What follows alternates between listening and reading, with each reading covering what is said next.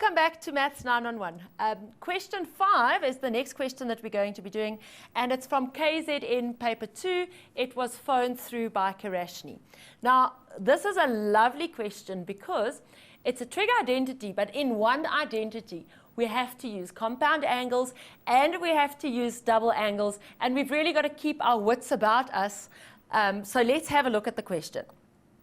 So we are asked to show that cos theta plus cos 3 theta over cos 2 theta is equal to 2 cos theta. Right.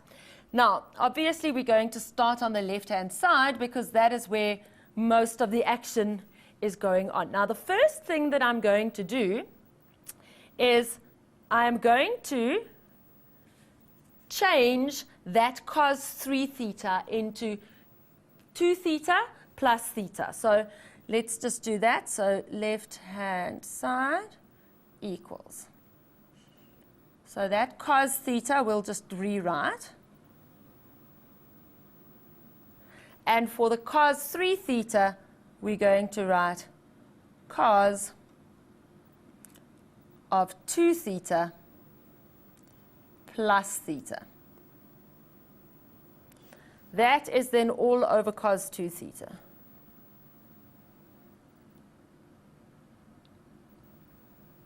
Now, what you guys will notice is that I'm not changing my cos 2 theta at the bottom just yet. Because I've got 3 different options to change it to, I first want to see what else transpires in the question. And that's often a very good tip, is hang on with the cos a little bit if you can, because the more the sum progresses, the more likely you will be able to see in which direction it's going. Right. Now, I'm going to expand it, and you're going to expand it just using your information sheet, using the compound angle on your information sheet. So let's go on. So cos theta, and then this changes to cos 2 theta. Now, guys, what I'm going to do at this point, I've just quickly made an executive decision. Because my thetas often look like zeros, and it can confuse people, I know, I'm going to say let theta equal x. And then I'm just rather going to work with x's. So I'm just doing it to make it a little bit more legible for you guys. So this becomes cos x then plus. And now I'm going to expand, and this expands into cos 2x times cos x, and then minus sine 2x sine x. And everything still divided by cos 2x.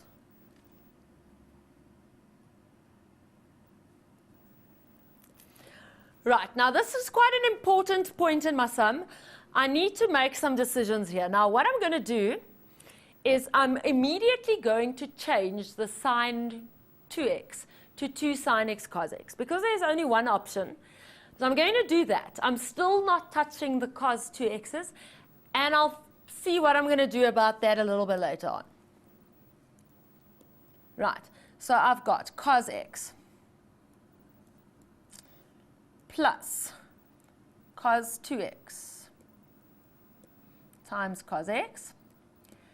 And now this sine 2x is going to change to 2 sine x cos x, but I've already got another sine x there, so this is going to be minus 2 sine squared x cos x. And the reason it's squared is because of the other sine x that was there before. Everything divided by cos 2x. Now, up to now, all that I've managed to do with this question is just make it look more complicated, and now I need to start getting it down to something simpler, because the right-hand side is just 2 cos x. What I notice at this point is that in my numerator, I can take out a common denominator. Cos x, and cos x over there. So maybe, just maybe, that will make things look a little bit better. And I'm still not changing my cos 2x, and it's not because I don't know that I have to. well, maybe I won't have to even, but I'm trying to hold out until I see that it's absolutely necessary. So let's take out that cos x. I am left with 1 plus cos 2x and minus 2 sine squared x.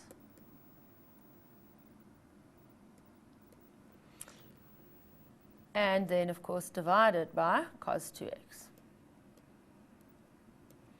Now, in this sum, I've never even changed my cos 2x, and I'm not even going to have to, because have a look what happens.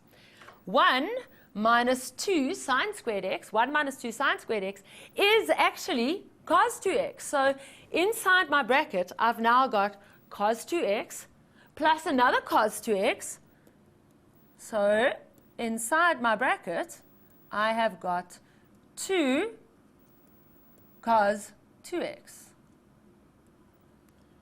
divided by cos 2x, because remember, if I can add them together. 1 cos x plus another cos x is 2 cos 2x, and have a look what happens. The cos 2x's cancel, and I'm left with 2 cos x, which is equal to the right-hand side.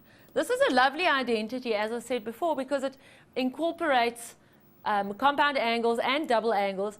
It's unfortunately one of those ones where if you make bad decisions in the beginning, you could be sitting here for a long time. But my hint to you guys is don't change cos 2x until you know where you're going to be going with it.